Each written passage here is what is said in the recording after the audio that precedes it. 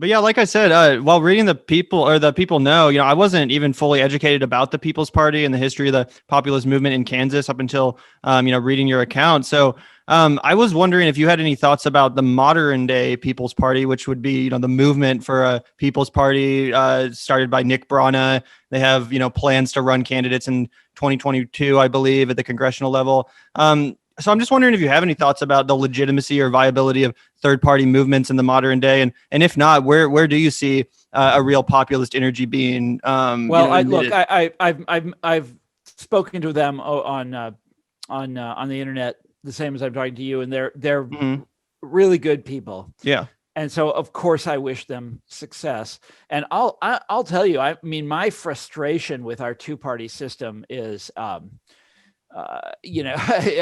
pretty frustrated. Let's Me put too. it that way. Yeah, I would And say the and same thing. I think a third party would be extremely healthful right about now. I mean, one of the problems with the two-party system is that the two parties will come to consensus or agreement on something, on some big issue of the day, and refuse to debate it. Yeah. And you need third parties to break the Yeah. system open. Like And in corporate the- America. Yeah. Yeah, and in the 19th century, this is why third parties used to happen from time to time. So famously, the two parties refused to debate slavery. Mm. And that's where the Republican Party Yeah. came from. They were going to, they're like, no, this is the main issue facing the country. Let's talk it over. Let's get it out there.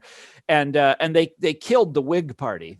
Mhm. And then populism, and then the two parties were refusing to do anything about industrialization, what was happening to farmers and workers, in the 1890s. This is when, this is the first, or what did they call it? The second industrial revolution. Railroads, steel mills, all of this stuff is happening. There's huge strikes, there's riots, there's, farmers are in terrible trouble, all this, and the two parties refuse to talk about it. Refuse to do anything about it. And so there's an obvious need for a third party. And the thing, and again, they did smash it wide open, and they did introduce all of these subjects into the conversation, and we never looked back.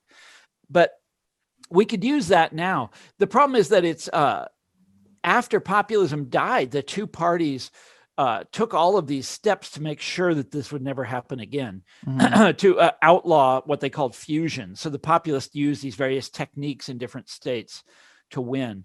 And a lot of those techniques are, the fusion is against the law now, and there's no reason for that. There's no. Is that like fusion voting like they have in New York City, right. I think? New York is one of the few states that did not outlaw it because they never had populism there. So there was never a real threat. But it's against the law all over the place. And it's silly. There's no reason for it to be against the law. But the problem with a third party is that you wind up, if you don't have fusion, you wind up hurting the main party that's closest to you. And so you wind up just like, hurting your own cause. So, there's got to be another way to do it. And do you think ranked choice voting plays into that? Ranked choice voting would also help. There's a lot of things you could do that would help to reform the system. But basically, the way our system is set up now, it's basically it's very, very difficult to have a third party. We talked about Zach mentioned briefly, kind of right-wing populists and left-wing populists, and how some people have an issue with this kind of horseshoe theory of, we're all kind of the same. But what's your feeling on, working across the aisle with other people that would also consider themselves populists to kind of form a third party that way? So it wouldn't necessarily be threatening the Democratic or Republican Party, but both. Do you think there's any viability? Whenever people say that, they're usually talking about some figure who's really dreadful, like a Josh Hawley kind of guy. I mean, but look, if Josh Hawley is willing to vote for some Bernie Sanders measure, that's fine. That's look every reform in American history is done by a coalition of saints and sinners. These dreadful people who are like, you go back and look at the 1960s, which is this great era of reform, not just the civil rights bills, but Lyndon Johnson is getting the Great Society done. He's getting Medicare done. All of this stuff that environmentalism is coming up. All of these things, and he got them done by coaxing senators who really didn't want to vote for them. It's not a holy process. It's not a saintly process. It's a pretty gross process. Yeah. And what I've always said about it, building a populist movement, and this is important, you have your principles, and your principles are critical. And the principles of populist movements, I say this in the book, and this is really important for people to understand. What is populism? It's a transracial movement of working class people for economic democracy. So you can have a transracial movement of working class people that's for something else, and that's not populism. Or you can have a whites only movement for economic democracy, and that's not populism either. Which is the easiest hole to poke in Josh Hawley, right? He ran against right to work in Missouri, right? Or he ran on right to work in Missouri, excuse me. Yeah, well, that's not very populist. Yeah, exactly. So look, but what at the end of the day, if you want to build a large movement, you have to have your principles, right? And everybody has to know what they are. But at the same time, you have to be willing to work with people who aren't there yet. This is every mass movement in American history is built that way. So the populism was not just a political party. This is really important to understand. It was a mass movement of working class people. They had been organized before populism began. There was a movement called the Farmers Alliance.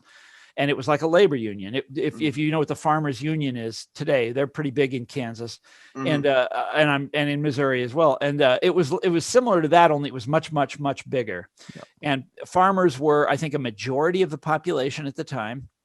In fact, I'm sure they were. They definitely were. And they were signing up for this all over America in enormous numbers. And the Farmers Alliance would send speakers around the country. They'd come to your local, small town schoolhouse or whatever and lecture about whatever, some economic subject or the gold standard or some aspect of politics or whatever. This is what they did. And they were trying to educate their members into, to understand why farmers were so screwed.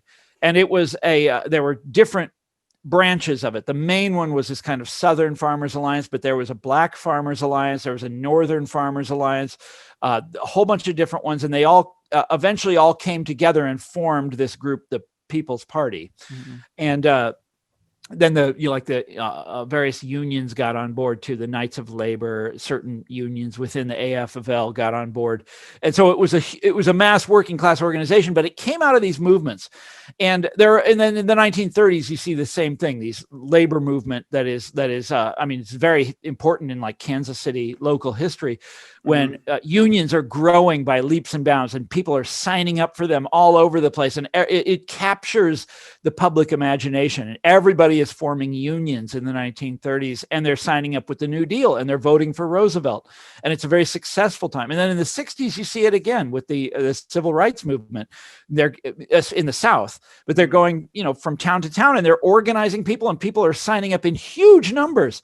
And so there's this guy, an American historian called Larry Goodwin, wrote the classic history of populism.